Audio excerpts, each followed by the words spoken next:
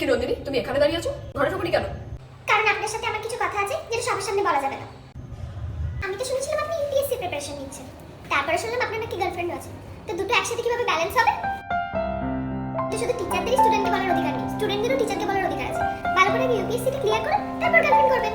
আসলে এত মেয়েদেরকে নিয়ে টিউশন পড়াতে গেলে না এগুলো একটু আধটু বলে রাখতে হয়, বাট এখন আর বলবো না, কারণ এখন হয়তো আমি সত্যি সত্যিই বলতে পারি। আসলে নন্দিনী, আমার তোমাকে ভালো লাগে। আমি জানি না ইউপিএসসি হবে কি হবে না, আমি জানি না তুমি আমাকে কতটা লাইক করবে, but I like you, rather I love you.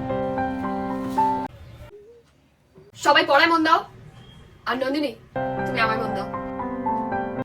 Rohan, তোর কাছে এক্সট্রা পেন আছে? হ্যাঁ নন্দিনী, আমার কাছে আছে, এনো। আরে দাঁড়াও না, তুমি উঠছো কেন? আমি যাচ্ছি। কি হলো নন্দিনী, ঠিক আছে তো সবকিছু? শরীর খারাপ লাগছে নাকি? না স্যার, নর্মাল সর্দি কাশি। খেয়াল রাখো, তুমি ভালো না থাকলে আমার কি হবে?